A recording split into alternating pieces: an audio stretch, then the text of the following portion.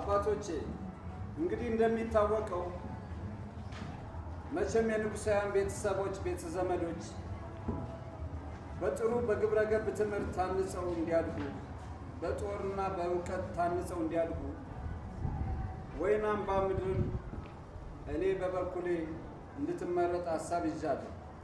እናንተስ ምን ትላላችሁ? እስኪ አባቴ። ንጉሥ ሆይ ከዓመት ያንግሰዎት። አሜን። መልአክ አይለየዎት። አሜን። በእውነት ወይን አምባ ለማዕከልነት መመረጧ በጣም ጥሩ ነው። ምክንያቱም የጦር ማሰልጠኛ ማዕከልም ትሆናለች።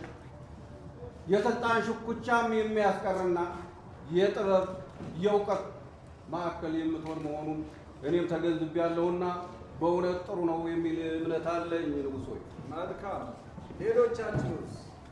እሺ አባቴ። ንጉሥ ሆይ ሺህ ዓመት ያንግዘው። አሜን። መልአክ አይለይ። አሜን። ወይን አምባን የንጉሣውያን ቤተሰብ ልጆች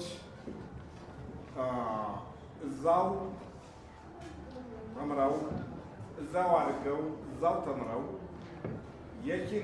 በኪነ ጥበብ በልጽገው በሃይማኖት በትምህርት ጎልብተው ከዚያም የባህላችንና የታሪካችን ከፍታ የሚሰጠውን የአብሻሌ ቀን አቆጣጠር ተምረው የጦርና ሌሎችንም በንጉሳውያን ቤተሰብ የሚመጡ አንዳንድ ነገሮችን የሚከላከሉ ነው ብቁ ሆነው ወደፊትም ሀገሪቱ